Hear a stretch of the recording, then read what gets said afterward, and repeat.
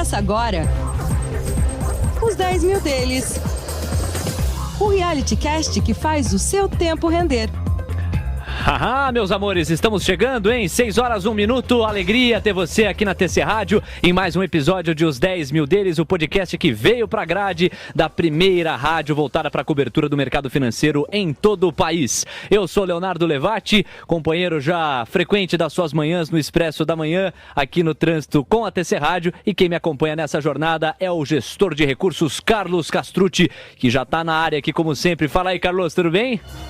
Fala, Léo. Por aqui tudo em ordem. Vamos lá explicar mais uma semana. Essa semana foi complicada para nossa carteira, hein? Mas vamos lá, temos bastante novidade e explicação por aí. Realmente essa semana aqui, eu vou confessar uma coisa para você, não foi a mais bonita das semanas dentro desse reality, não. Desde maio do ano passado a gente está com um projeto de pé. Da semana passada para essa aqui, um recuo de 2,2%. Estamos com R$ 13.180. Você vai entender por que a nossa carteira se descolou tanto do Ibovespa, que ficou praticamente no 0 a 0 em relação à semana passada. Tem um leve recuo de 0,1%. Você vai saber tudo isso. Entre outros destaques, por exemplo, hoje, nesta edição, tem uma entrevista com Felipe Pontes. Sim, o diretor do TC School vai colar aqui para falar sobre os conceitos de liquidez e solvência, além da aplicação desses conceitos na análise de empresas, entre as quais Via Varejo. Você que curte e monitora a companhia, fica ligado, tem Felipe Pontes na edição de hoje. E o nosso Carlos Castrucci vai revelar a tese por trás da Movida. Movida é um dos papéis que constam na nossa carteira, que constam no nosso portfólio. Ele vai revelar por quê, trazendo aqui todo o racional. Você já pode interagir com a gente, mandar o seu recado lá no WhatsApp. Sua participação é mais do que bem-vinda. O WhatsApp da Alegria, sempre presente para fazer acontecer. É só colar no ícone aí, fale com o âncora e você pode interagir com a gente, fechado? Para além disso, vamos falar dos destaques positivo e negativo da nossa carteira nesta última semana. Tem a maior alta, TOTUS, com 6% de fôlego, e a Mobile, que recuou quase 10%, recuo de 9,9%. Coisa tá feia em relação a esses papéis. Vamos saber de tudo isso no Reality Cast que faz o seu tempo render. Bora lá! Este é o podcast Os 10 Mil Deles. Um reality que faz o seu tempo render. Carteira de notícias. Muito bem, a gente, nesse momento aqui, divide com você as principais atualizações que ajudam a dar sentido aos nossos números da semana passada para essa semana aqui. Então vamos lá, Carlos, vou tabelar contigo, vou começar com os destaques em relação à Covid. Há pouco a acrescentar no que diz respeito principalmente a avanço forte da imunização, né? Há acordos que tentam ser viabilizados entre o Ministério da Saúde e a Pfizer, que podem, estes sim, incrementarem bastante a imunização dentro do país. Só ela é capaz de viabilizar uma recuperação econômica de fôlego, mas nós ainda temos uma situação muito dramática em relação à Covid, com mortes que ficam entre 2.500 e 3.000 praticamente todos os dias. Há inclusive um certo rumor, um certo temor, uma certa preocupação com uma eventual terceira onda no caso de São Paulo. A gente segue monitorando essa história e o roteiro é previsível já, a gente aprendeu bem com a pandemia. Caso haja uma piora forte, os números estão sugerindo isso, no caso de uma capital como a de São Paulo, é muito provável aumento na restrição de pessoas e com isso você tem impacto aí sobre bens e serviços, como a gente viu. Não com o mesmo impacto de março de 2020, mas há algum impacto, como a gente inclusive deve ver por contraste em relação ao primeiro trimestre deste ano e o segundo trimestre, com em especial o mês de abril, né? O mês de março foi mais fraco em relação a janeiro e fevereiro, economicamente falando, e o mês de abril talvez um dos mais atingidos pela piora da pandemia e as consequentes restrições mais fortes também. Falando de mundo, Israel e os Estados Unidos passam a ser as potências mais fortes no que diz respeito à imunização. E uma observação que eu acho interessante de dividir com você é a gente ficar de olho nesses países, porque como ali a proteção da população está mais sólida, está mais forte, caso haja alguma variação que passe a se tornar um problema nesses países, isso pode sinalizar os limites da imunização. A gente sabe que conforme o vírus vai fazendo mutações, e isso é natural, conforme a transmissão continua, podem surgir cepas que não são combatidas ou das quais você não consegue se proteger com a vacinação. Israel e Estados Unidos devem ser bons termômetros à medida que a imunização avançou bastante por lá. Já no que diz respeito ao lado negativo, Índia, né? Um país que tem sérios problemas de saneamento básico, higiene em geral, e por ali os casos estão muito aquecidos, várias ocorrências. Em alguma medida, a Índia tem exportado casos aí de coronavírus, tanto para os seus vizinhos como no mundo globalizado, para outros países também. A gente segue monitorando essa história da Covid. Agora, a gente faz um passeio pelo exterior. Vamos lá que eu quero ouvir os comentários do Carlos sobre os principais fatos. De longe, uma das que mais chamaram a atenção, as frases da semana, foi a frase da Janet Yellen, secretária do Tesouro lá dos Estados Unidos, sobre a eventual redução de estímulos fiscais e monetários para o controle da inflação. Isso chegou a abalar os mercados em alguma medida. Você lembra que o Fed decidiu manter os juros americanos num patamar próximo a zero e manter o programa de compra de ativos de mercado. E a Janet Yellen sugeriu que em algum momento teria que haver uma revisão disso.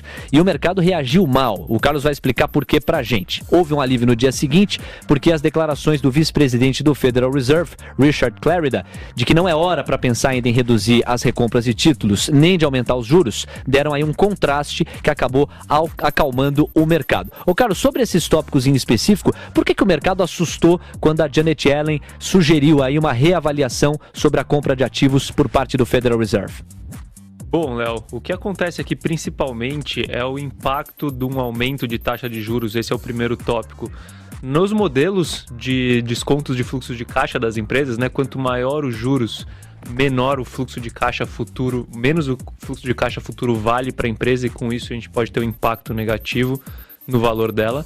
E o outro ponto é a questão da redução da liquidez, né? Então você ter menos dinheiro no mercado, menos injeção de dinheiro, as pessoas tendem a ter uma restrição. E quando a gente fala de restrição de liquidez, a gente está falando de redução de compra de títulos de dívida, né? Então, quando você pega um aumento de juros curto, mais uma redução da compra de títulos longos, no caso do Federal Reserve, aí a gente pode ter um aumento na curva de juros total dos Estados Unidos, entendeu? E esse aumento global gera aumento de custo de capital e pode impactar os preços das empresas. Para além disso, a gente acabou tendo contato com dados muito fortes da economia americana, tanto no que diz respeito a emprego, quanto a outros indicadores de atividade econômica lá nos Estados Unidos. ADP, os PMIs vieram muito fortes, então isso, de alguma maneira, só prova que a recuperação econômica americana é muito mais sólida e concreta.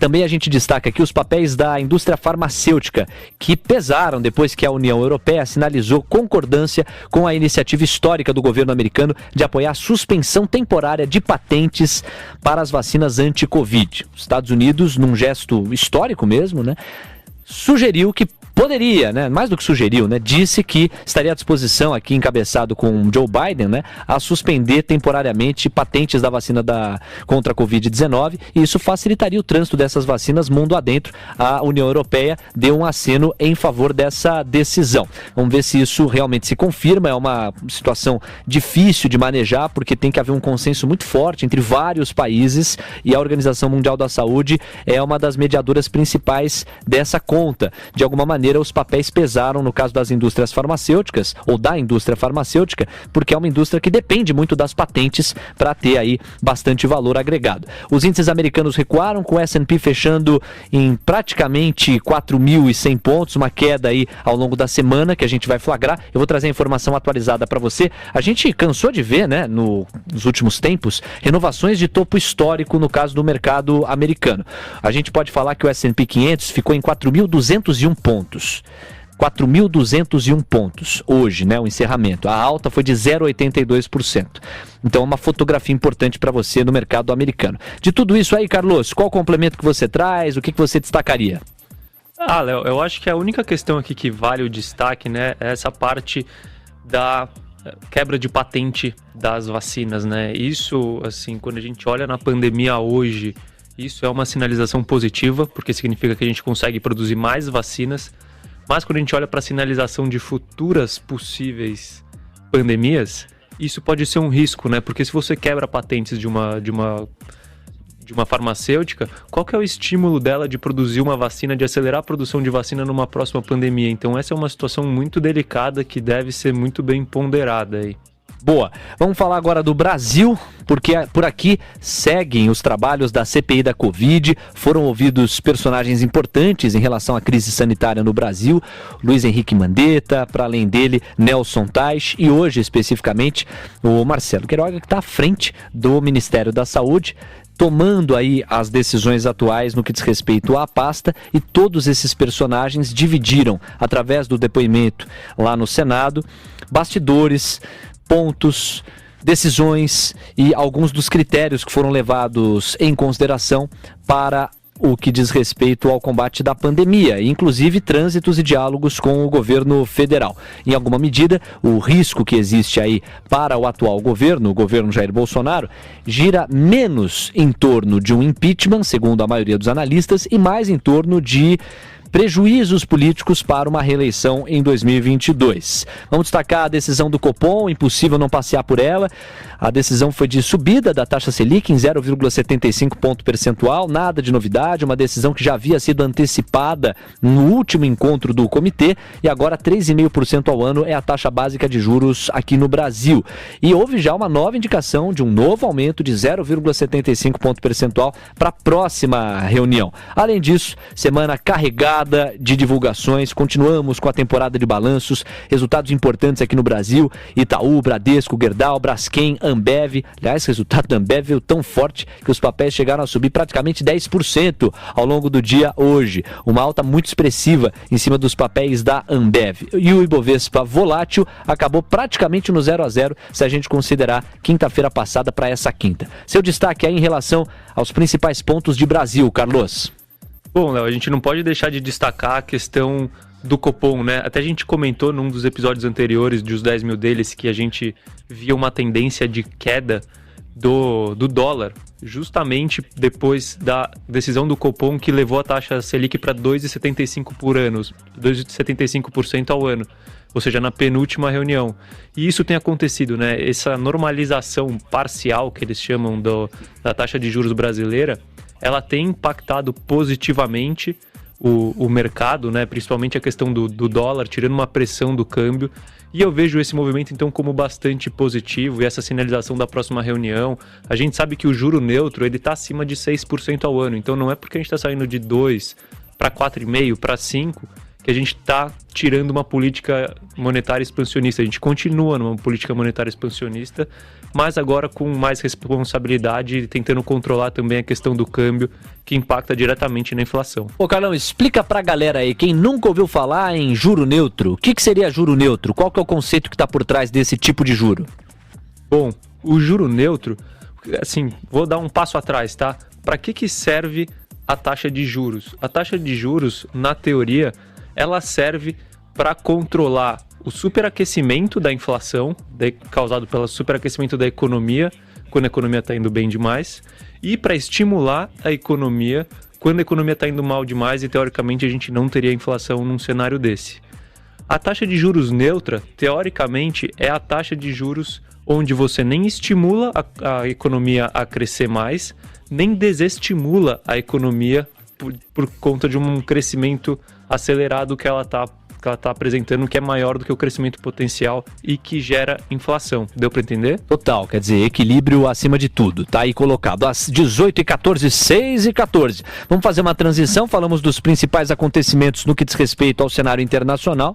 Fizemos um passeio pelos principais acontecimentos domésticos, portanto, aqui do Brasil. E agora a gente faz uma transição para falar especificamente da nossa carteira. Nossa carteira que não foi bem essa semana. Não foi bem essa semana. Essa semana a gente viu o Ibovespa bem mais à frente, né? A gente nota um recuo no nosso patrimônio. Eram 10 mil em maio de 2020. Subiu, desceu, foi indo. Chegamos já a tocar na casa dos 14 mil pontos. Agora 13.180. 14 mil pontos é bom, né? É a idade. 14 mil reais. E agora 13.180 reais.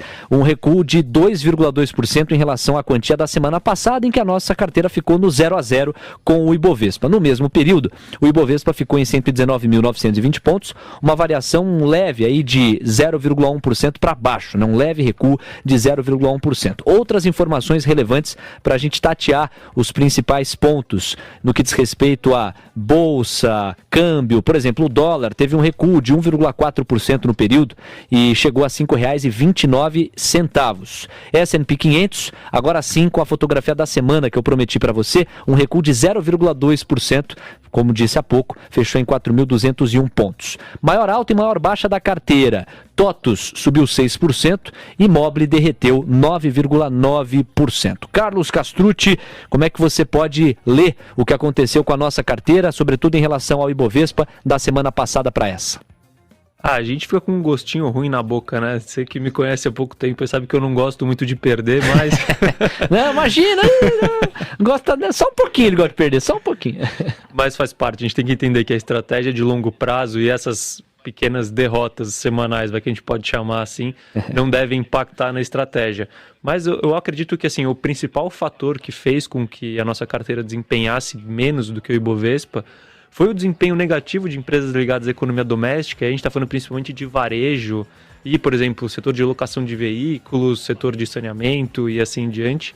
E, em contrapartida, o que segurou o Ibovespa lá nessa quase estabilidade foram as ações de commodities, que a gente acaba ficando mais de fora por conta de uma estratégia nossa, tá?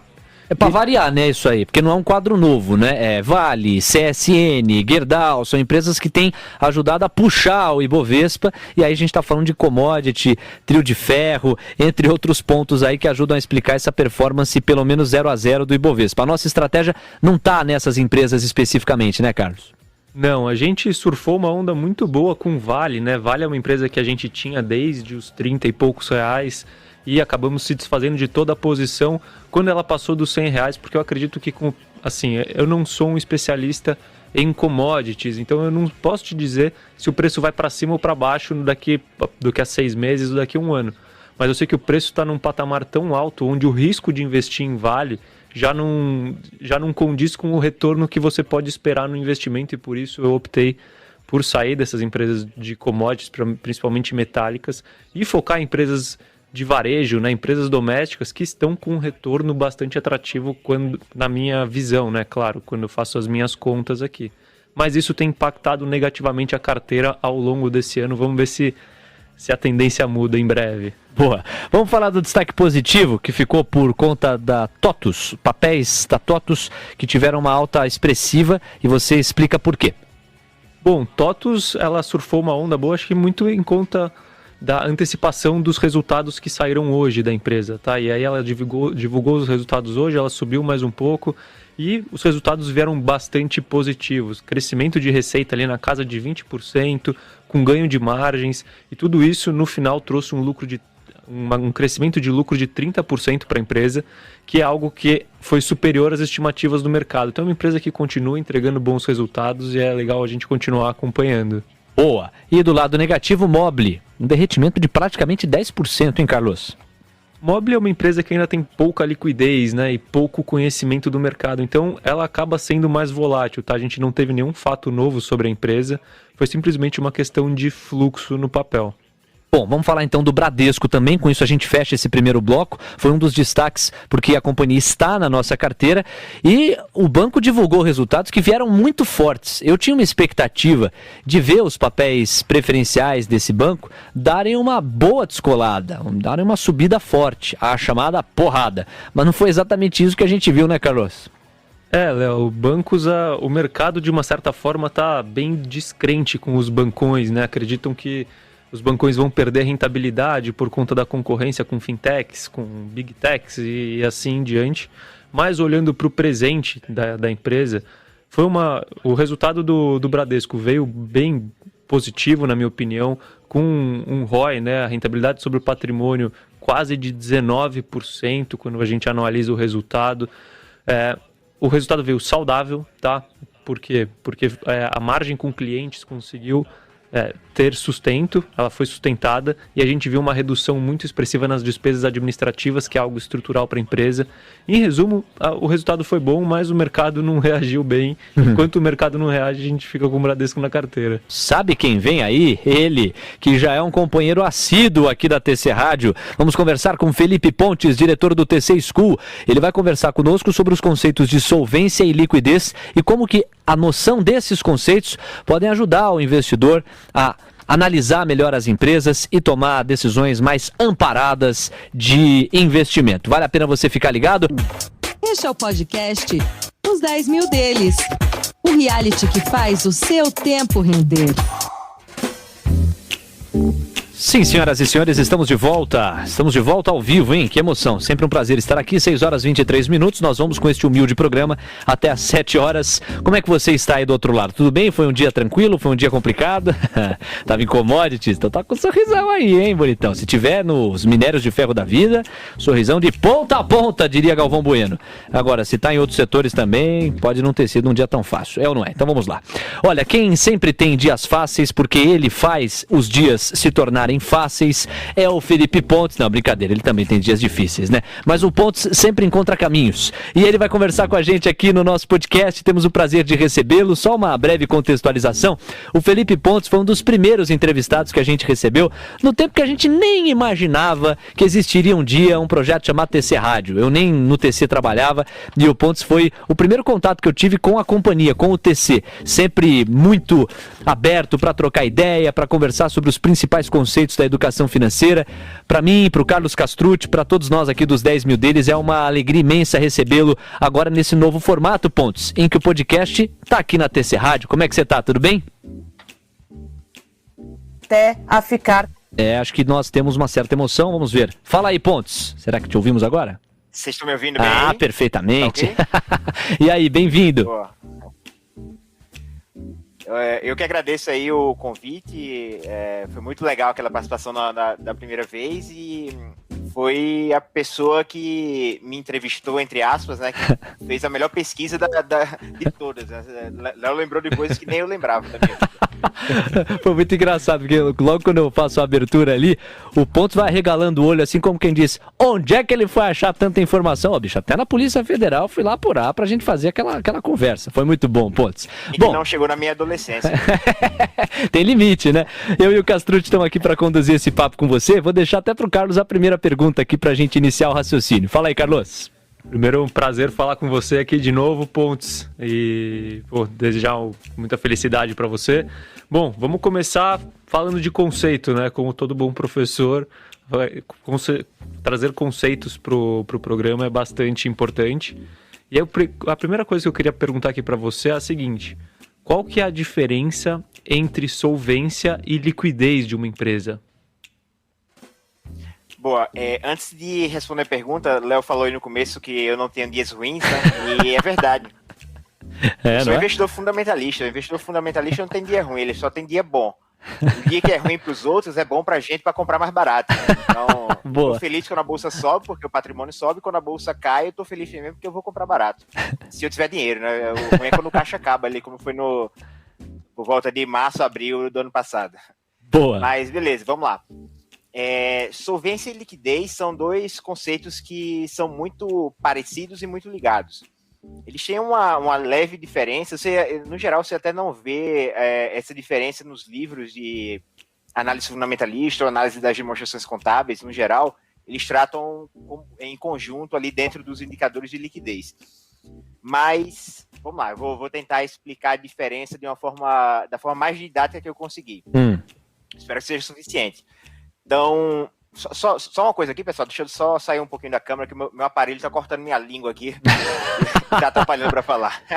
Esse aqui é a maior estrela pop da educação financeira, é Felipe Pontes. Aí já, com um enquadramento muito mais hollywoodiano, diga lá, Pontes, solvência e liquidez, o Brasil inteiro querendo te ouvir.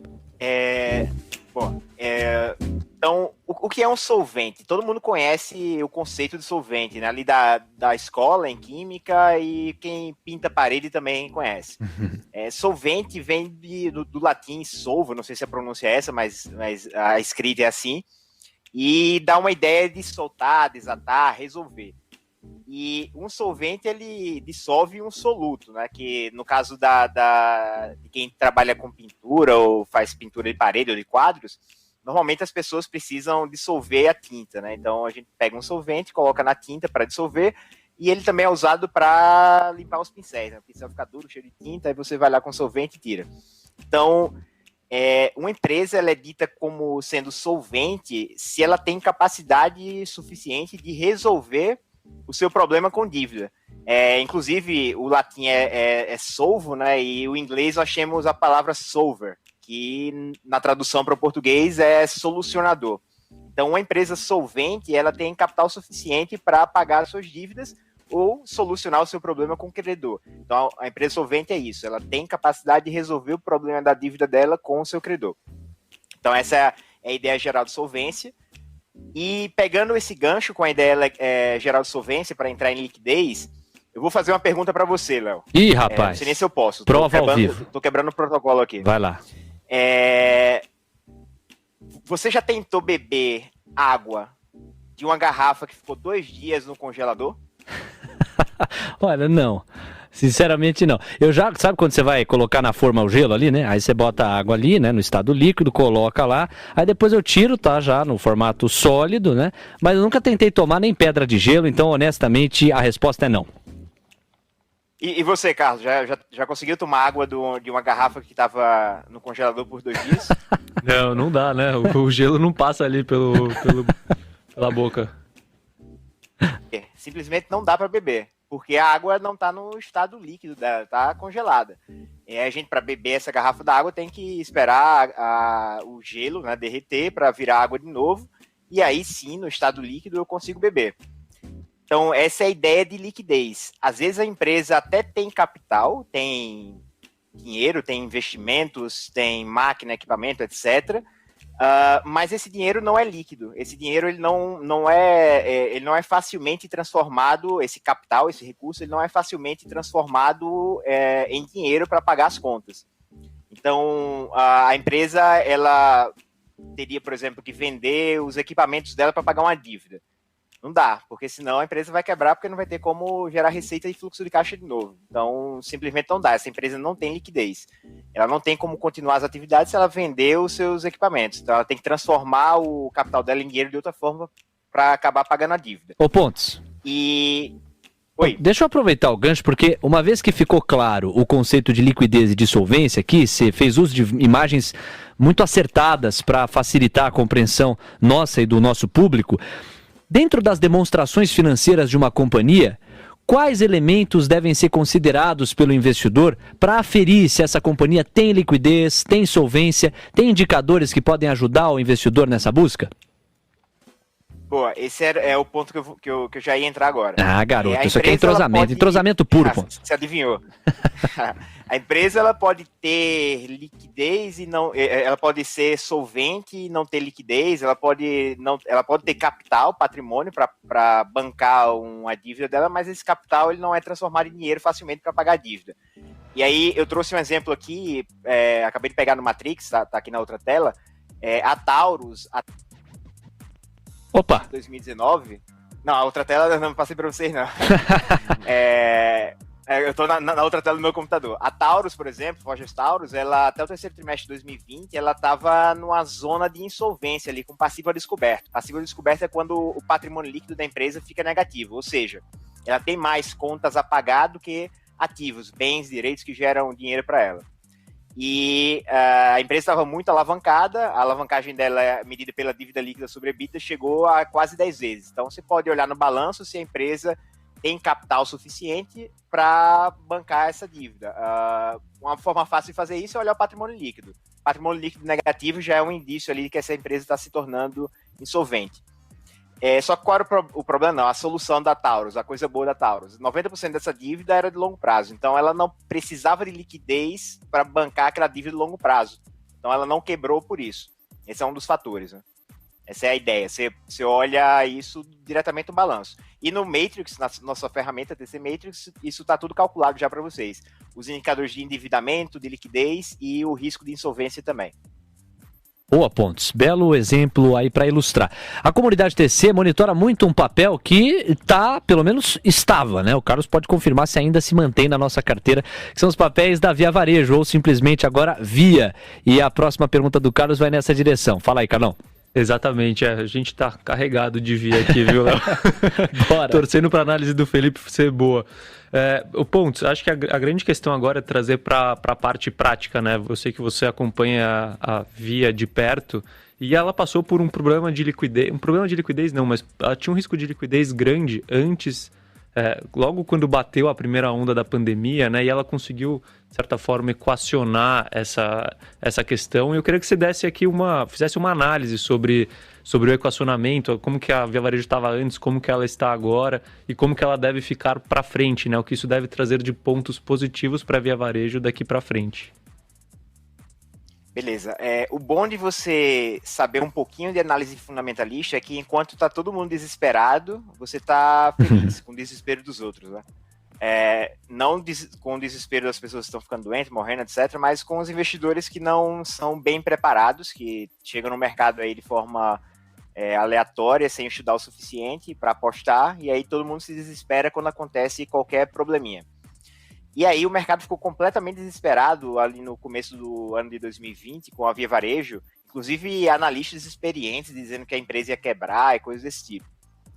Eu fiquei com receio, claro, a situação da empresa não era fácil, mas eu achei exagerado tudo que estavam falando. E eu não tinha uma posição grande na empresa na época mais. Eu reduzi significativamente minha posição em Via Varejo em janeiro de 2020. E aí, vendo aquele desespero todo, eu tinha uma posição pequenininha ainda, mas, meu dinheiro estava em jogo, né? Então, você fica com receio. E aí eu fui estudar mais a fundo essa questão. E, no final das contas, a minha decisão foi aumentar a posição de novo. Eu vou contar como é que eu cheguei lá. Ali, acho que por volta de março, depois do Carnaval, saiu uma entrevista com o presidente da Via Varejo, Fuchsberger, falando que do dia para a noite a empresa tinha perdido, acho que 80% da receita, não lembro do número exato. E isso também contribuiu para esse desespero do mercado, né? O pessoal ficou desesperado, a empresa vai quebrar por causa disso. Está endividado e não tem receita, mais ferrou. E aí foi quando eu decidi me aprofundar de fato nisso para ver se eu aumentava a posição. A empresa saiu de quase R$20, caiu para uns 4, se não me engano. E nessa época, o meu curso de contabilidade e análise fundamentalista estava sendo vendido na loja e dava direito a ter lives comigo na temporada de balanço, que eu comentava sobre balanço em algumas empresas. Agora eu não faço mais essas lives. O curso é disponível para quem é do assinante do TC, mas as lives eu não estou fazendo mais. E aí o que é que eu fiz? Chamei meus alunos para uma aula ao vivo dessa e mostrei a minha análise. Eu vou focar aqui só num ponto específico do risco de insolvência, mas quem quiser ver o comentário completo, eu escrevi uma trade idea gigante na época. Vai lá no meu perfil no TC, procura as minhas trade ideas e vocês vão encontrar o relatório escrito completo. Então, deixa eu pegar aqui os números. Eu abri uma planilha com os alunos na época e fui calcular o risco de insolvência. E aí eu mostrei para eles, hoje, com os números que estão divulgados hoje, a empresa tem 31,30% de risco de se tornar insolvente, não ter condições de pagar a sua dívida de longo prazo. Mas a empresa tem um follow-on para sair. E aí vamos ver o que é que vai acontecer se esse follow-on sair. Na época, eu estimei aí que o follow-on ia ser eu não lembro o valor que foi o follow-on, deixa eu ver se eu acho aqui. Foi uns 15. Não tá aqui, não. Acho que foi 15, eu acho que eu coloquei a metade, sei lá, 70%, 80% do que saiu de fato. E aí, modifiquei as variáveis, né, da equação. Vocês têm um texto também no TC School que eu explico como fazer esse cálculo, e tem uma ferramenta no TC Matrix que já calcula isso automaticamente. Se vocês procurarem por Via Varejo no Matrix, no TC Matrix, vocês vão lá em Brain, na parte do Brain tem o risco de insolvência dela. Então vocês podem encontrar o número atual lá. Na época, o meu cálculo aí, modificando os números do balanço, a empresa ia captar dinheiro, follow-on, esse dinheiro ia entrar no patrimônio líquido da empresa e ia entrar também no caixa, né? No caixa a priori. E aí depois a empresa ia distribuir isso para pagar dívida, investimento, etc.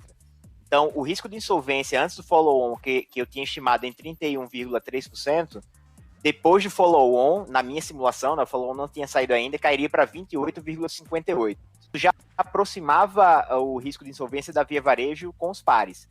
E aí eu analisei os mais qualitativos. Né? No final das contas, eu mostrei para os alunos, isso aqui é excesso de desespero das pessoas. Eu não acho que é esse caos todo. Inclusive, depois disso, eu aumentei bastante a minha posição em Via Varejo. Na época, na verdade, eu comprei muito Via Varejo e Magazine Luiza. Aí, sei lá, as duas ficaram quase 50% da minha carteira na época. Aí, depois da subida que teve forte, eu saí vendendo, né? Mas foi uma análise básica, fundamentalista, que me fez ver que o mercado estava exagerando. E essas distorções do mercado, elas não são tão incomuns no curto prazo. Daí que a análise fundamentalista te dá subsídios e ferramentas para avaliar o médio e o longo prazo com muito mais consistência, né? Por isso que o Pontes até inaugurou aqui a nossa conversa brincando com isso, né?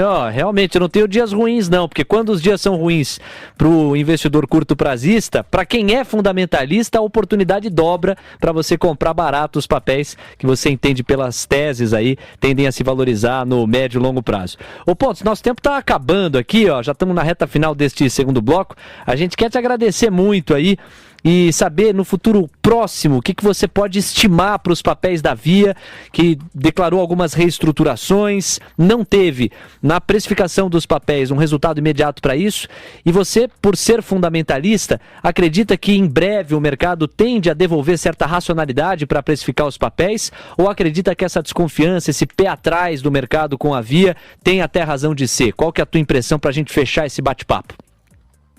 Bom, eu não sou analista de valores imobiliários, como tenho que dizer, não tenho recomendação de investimento, mas Via Varejo é uma das maiores posições que eu tenho na carteira. O risco de insolvência dela hoje, pelo Matrix, olhando aqui agora, é de 27%. Da Magazine Luiza é de 24%. Então, o risco de insolvência das duas é muito próximo. A Via Varejo, ela não é mais um caso de turnaround, na minha visão. O turnaround já passou e o foco agora é continuar entregando melhorias operacionais e ganhar a confiança do mercado de volta. Para mim, é isso que falta. Eu não acho que a Via Varejo vai ser precificada igual a Magazine Luiza, mas também não acho que a Magazine Luiza tenha que estar precificada como tal. Eu acho que os múltiplos delas vão se encontrar em algum ponto no meio do caminho. Tem uma distorção muito grande. Eu acho que a distorção está favorável para o lado de Via Varejo. Por isso que eu estou com a maior posição nela. Grande! Então, essa é a minha visão sobre a empresa. Grande Felipe Pontes, diretor do TC School, parceiro nosso do dia a dia aqui no TC e também um dos maiores incentivadores desse projeto aqui, os 10 mil deles. Só falta agradecer e muito. Obrigado pela sua participação, Pontes. Foi só a primeira das que você vai transitar com a gente aqui nessa nova roupagem dentro da TC Rádio. Fechado? Vamos nessa. Sempre que chamar, tô aí. Valeu, Pontes. Abração. Menino é bom demais, hein, Carlão? Nossa, bom saber que a gente tá no mesmo barco dele, né? Então, com uma análise dessa, a gente em Via Varejo dá até um conforto maior. Mas, Pontes, mais uma vez, muito obrigado pela participação. Foi bastante importante, agregou bastante para todo mundo que tá ouvindo aqui, inclusive para mim, beleza? Valeu! Grande Pontes, já se despedindo aqui da gente às 6h40. E realmente, assim, a tua leitura de Via vai muito em linha com a dele, né? É quase igual, né? Então, assim, até difícil. A gente tem aquele viés da confirmação. Quando a gente ouve uma tese parecida com a nossa, a gente acaba gostando, né? Tem que tomar cuidado, mas se é uma pessoa crível, como é o caso do Felipe Pontes, é bom a gente saber que está indo no caminho certo, pelo menos com bastante chance disso acontecer. Não, dentro desse barco aí você tá bem. Estar ao lado do Felipe Pontes não é mau negócio. O seu tempo rende aqui com a gente, muito bom ter a sua companhia, obrigado pela sua audiência, galera que tá reservando aí alguns minutos desta quinta-feira, porque você sabe como é que é, né? Chega quinta-feira, pô, já tá cansado, as costas já começam a pesar, muito legal ter a sua companhia, você que separou aí alguns minutos para ouvir as teses de Carlos Castrucci aqui na TC Rádio, em mais uma edição do seu Os 10 Mil Deles. Deixa eu mandar um abraço aqui, deixa eu ver se o ouvinte se identificou. O Luiz Tedesco tá com a gente e fala do Mato Grosso do Sul. Mato Grosso do Sul passeando aqui pela nossa audiência. Um super abraço pro Luiz, que ficou curioso para mais detalhes do projeto. Luiz, a carteira que você se referiu aqui na pergunta é uma carteira montada pelo Carlos Castrucci, que tem a prerrogativa para isso enquanto gestor de recursos, atende terceiros que querem tê-lo como gestor dos seus recursos, e aí ele monta uma estratégia que a gente semana a semana divulga aqui, bem como as principais movimentações deste portfólio. Fechado? Um prazer ter a sua audiência, obrigado por estar com a gente aí. Passar também aqui para mandar um abraço para Patrícia Carvalho, que entrou em contato, mandou um beijo, valeu pela audiência, Patrícia, muita gente com a gente, mais uma vez, obrigado. Nesse terceiro bloco, a gente vai revelar uma das teses do Carlos. Por trás de cada escolha, ele tem um racional analista fundamentalista que é. Então a gente vai explicar agora um pouquinho do que há por trás da Movida. Essa empresa que caiu mais de 20% no ano e tem sido uma das que mais impactaram a nossa carteira até aqui. Então o Carlos vai contar um pouquinho aí sobre a empresa, com foco sobretudo no modelo de negócios. Você que nunca ouviu falar, é pouco provável, mas pode acontecer. E você que já ouviu falar, mas não sabe em detalhes do que se trata, o Carlos vai contar pra gente. Modelo de negócio da Movida, Carlos, qual que é? Bom, Léo, Movida é uma empresa que aluga carros, né? Então ela tem um modelo de negócio onde você tem capital muito intensivo, você tem que investir muito dinheiro para ter retorno, você compra muitos ativos e que funciona de uma forma cíclica, né?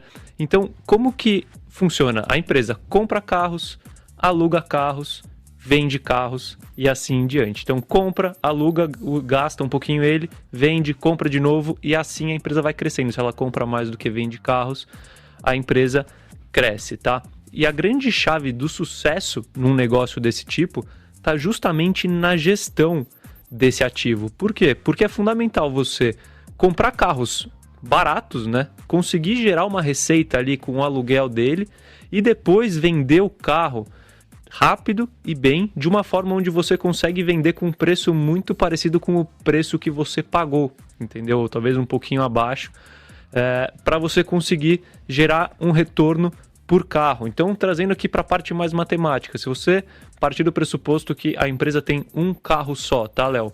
Sim. O que você tem que pensar que a receita que você tem, ou seja, o faturamento que você tem com o aluguel do carro, mais o preço que você de venda do carro, que você consegue vender o carro, essa soma tem que ser maior do que o quanto você pagou pelo carro e o custo do capital, né? Você vai tomar dívidas, você vai usar capital próprio para comprar o carro e deixar ele para locação. Então, o preço do carro, preço de venda do carro mais a receita de locação tem que ser maior do que o preço de custo mais o custo de capital para comprar o carro, entendeu? Só assim a empresa vai ganhar dinheiro. Eu me coloco muito no lugar do ouvinte que nesse momento pode estar em alguma medida surpreendido ao pensar que o modelo de negócio da Movida era comprar o carro e alugá-lo. Quer dizer, você vai lá e oferece ele para aquele ou aquela que precisa do carro para se deslocar, vai te pagar alguma coisa por isso, depois tem que devolver esse carro. Só que não se esgota aí, né? Depois os carros que foram comprados meio que em escala, por um preço muito mais baixo, são revendidos lá na frente e também espera-se que a companhia lucre em cima disso. Então são dois movimentos centrais para se entender o modelo de negócio da Movida. Isto posto, a pergunta que não quer calar, a pergunta que eu faço quando eu chego lá, olho a carteira e falo, meu Deus, por que tá sangrando tanto esse papel aqui, rapaz? Por que as ações da Movida estão caindo tanto, hein, Carlos? Bom, Léo, a gente tem duas questões aqui que têm trazido bastante apreensão para o mercado, para o modelo de negócios de locação de veículos de uma forma geral, né? E a Movida, por ser a menor das três grandes, acaba sendo mais impactada. E a primeira questão é a questão do aumento das taxas de juros, tá? E por quê? Primeiro porque quanto mais juros, maior o custo de capital da empresa, né? A empresa capta dinheiro mais caro. Se ela capta dinheiro mais caro, ela tem duas opções aqui.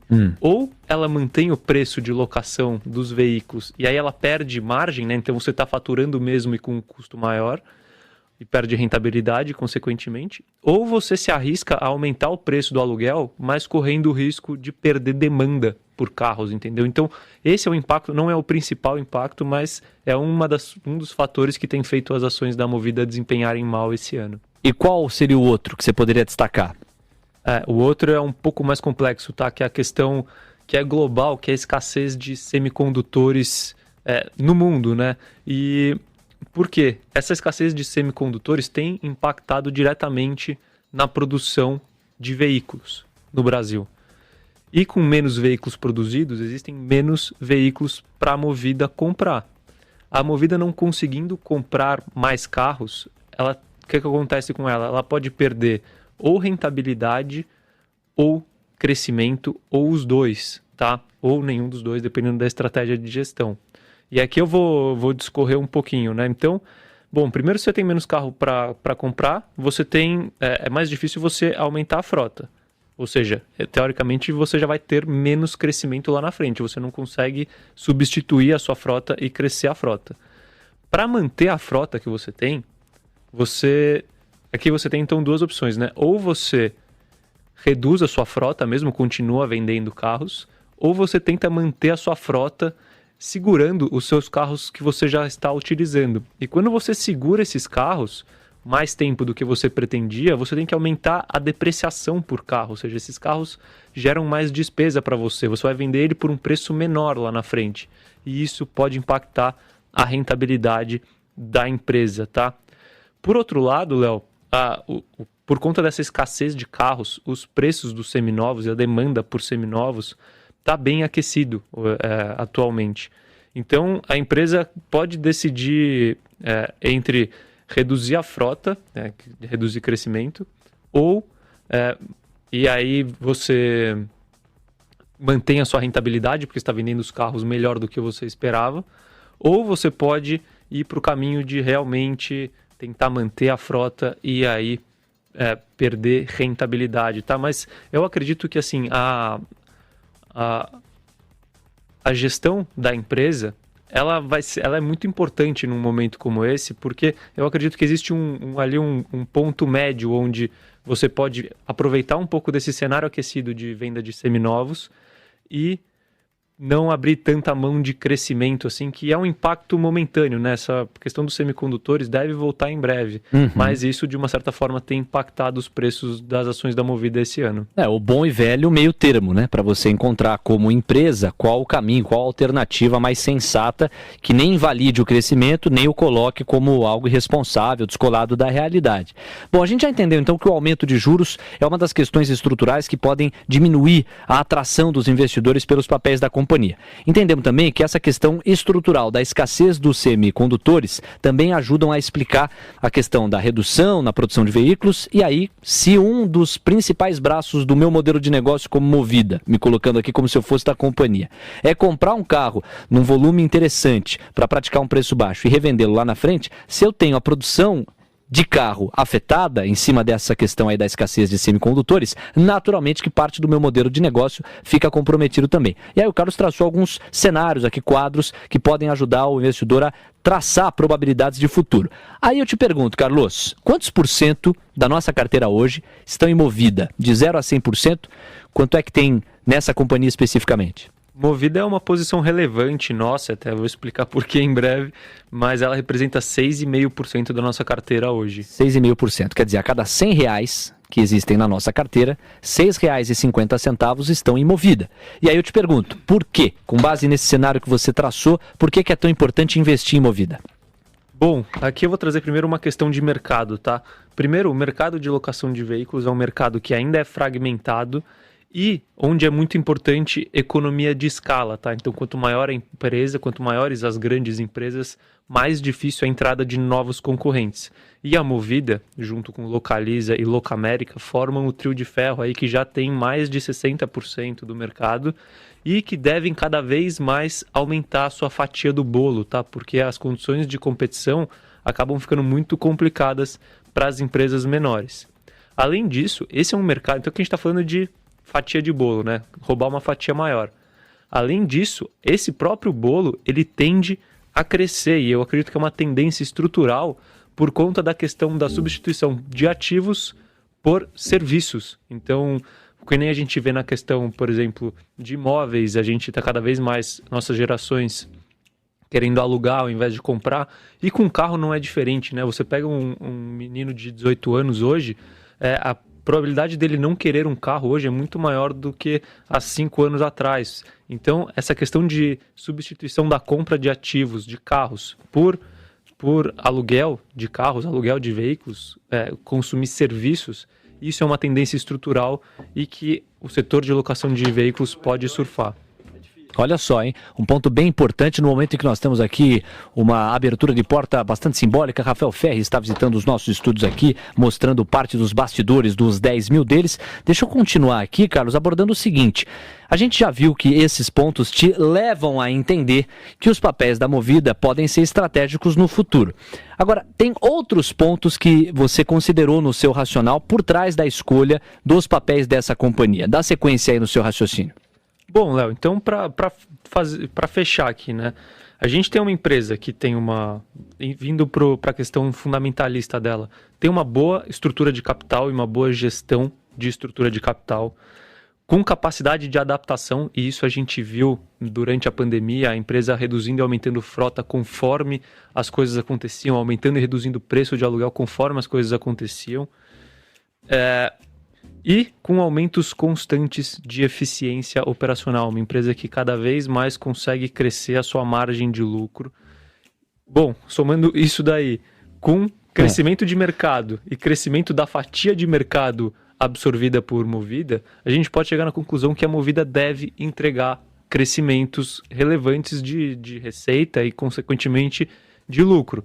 E nas minhas previsões são crescimentos de dois dígitos baixos, né, na casa ali de 15%, entre 10% e 15% ao ano nos próximos anos.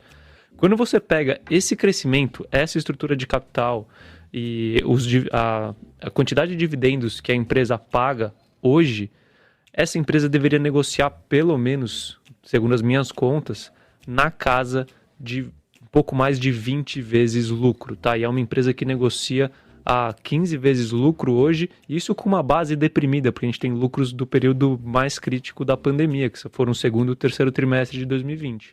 Então, na minha opinião, é uma empresa que está relativamente barata, tá, Léo?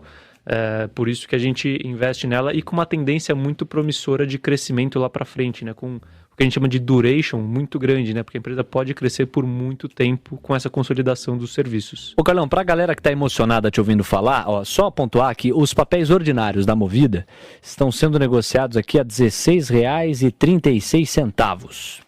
Estão sendo, força de expressão, o mercado está fechado neste momento que falamos, mas você entendeu, né? R$ 16,36 o preço a que chegaram os papéis ordinários da companhia. É uma queda registrada hoje de 2,27%. Eu estou trazendo esse contexto para te perguntar, dentro dos teus cálculos, até como bastidor aqui, para quem não entende exatamente como é feita a análise fundamentalista, você tem um preço-alvo que você estima para os papéis da Movida? Se sim, qual que é esse preço-alvo? Então, Léo, preço-alvo é uma questão, assim, o preço-alvo ele é móvel, né? Existe um preço-alvo para hoje, um preço-alvo para daqui a um ano, um preço-alvo para daqui a 2 anos e assim em diante. Se você pegar hoje Movida, ela deveria estar negociando mais ou menos a umas 22 vezes o lucro. Se você pegar o lucro desse ano... Bom, deixa eu fazer uma conta aqui. Ao vivo, hein? Então... Quem sabe faz ao vivo. Tem que trazer os números aqui. Bom, a empresa está negociando a 15 vezes lucro, né? Para ela negociar 20 vezes lucro, o preço dela teria que subir para o mesmo lucro. E aí? Ah, bicho, aí eu vou me esconder debaixo da mesa aqui, meu. Eu chamo o intervalo e volto já. Eu teria que subir uns 30, 40% aí. 30, 40% em cima de 15 reais, pegar 40 para facilitar, a gente está falando aí de mais 6 reais. Então ela deveria estar mais ou menos uns 21 reais sendo conservador, tá? E hoje ela está a 16 por causa desses riscos de curto prazo. Não, esse aqui é um programa espontâneo mesmo, entendeu? Eu sou um grande curioso na condição de jornalista e para sempre serei. Quer dizer, eu não tenho ideia se na análise fundamentalista, cada um daqueles que praticam a análise fundamentalista a fundo tem ali um preço-alvo, né, que serve de parâmetro para com o papel. E aí, na dúvida, eu faço o quê? Eu pergunto. Essa é a razão de ser desse nosso programa aqui, desse nosso reality cast. O Carlão sempre domina no peito e faz o gol. Então, ó, pra gente fechar aqui, sem isso fica incompleta a informação, eu queria que você reforçasse qual o principal risco que você enxerga em Movida. E eu sei que ele tem a ver com regulação, não é isso, Carlos? Perfeito, Léo. Essa é uma questão que é muito importante levar em consideração, que é a seguinte questão. A Movida precisa comprar carros baratos para fazer sentido o modelo de negócio dela. E como as locadoras conseguem comprar carros baratos hoje? É claro que tem o ganho de escala, sim, é verdade. Mas é também por conta de isenção de impostos, tá? Como o ICMS, por exemplo. E se você tiver aí um movimento do governo, algum lobby, por exemplo, de concessionárias, para extinguir essa isenção para compra de carros pelas locadoras, isso pode impactar diretamente o valor da Movida e de todos os locadores. Eu não estou falando de preço, estou falando de valor, tá? Então esse é um risco bastante considerável para a tese, ainda mais quando você considera que o governo está precisando de dinheiro para cobrir o rombo da pandemia, tá? Então é bom ficar de olho bem aberto nessa questão para quem está pensando em investir em empresas desse segmento. Às 6h59, ponto final em mais uma edição de Os 10 Mil Deles. Deixa eu só registrar aqui a participação de outros 2 ouvintes, 3 na verdade. Primeiro, o Kleber, de Juiz de Fora, que escreve aqui: poxa, vou ter que fazer uma adaptação. Poxa, aí você substitui a letra X por 2 letras R's. Pegou? Poxa, que programa sensacional. Ótima discussão de racional. Legal, Kleber. Super obrigado pela sua audiência. Destacar aqui também com a gente o Emanuel, que fala de Rio Verde. Bacana. Muito obrigado ao Manuel, que também passou por aqui. E o Gustavo Boldrini, que já é um eterno companheiro aqui dos 10 mil deles, sempre acompanha a gente, também não foi diferente hoje. Muito obrigado a você pela sua companhia. Carlão, um abraço. Espero que na semana que vem a gente possa estrear aqui uma edição em que a nossa carteira bateu o Ibovespa. Foi um empate, uma derrota e vamos ver se vem uma vitória. E é claro que você quebra o que eu acabei de falar, porque nossa preocupação é médio e longo prazo, então não tem muito essa não, mas a gente bota pra dar aquela polêmica, entendeu? Tem que ter gosto aqui de polêmicas, senão a coisa não vai pra frente. Um abraço, Carlos. Prometo que eu vou torcer muito pra gente ganhar do Ibovespa na próxima semana. Mais que isso, eu não tenho muito o que fazer baseado na nossa estratégia de longo prazo. Mas no longo prazo eu tô confiante que aí sim a gente consegue superar, primeiro ter retornos positivos e segundo superar o Ibovespa. Mas isso não é uma recomendação de investimento, né? Então, só para deixar isso claro. Bom, semana que vem estamos aí com, quem sabe, um novo convidado, uma nova tese. Se tiverem sugestões de tese, podem mandar para a gente no Instagram, da TC Rádio, no meu e do Léo, e a gente traz para cá. Eu posso até analisar empresas que a gente não investe, tá? Então é só mandar para a gente. É isso e um abraço. Valeu, Carlão. Valeu, gente. Um abraço. Fiquem bem. Tchau! Este é o podcast Os 10 Mil Deles. O reality que faz o seu tempo render.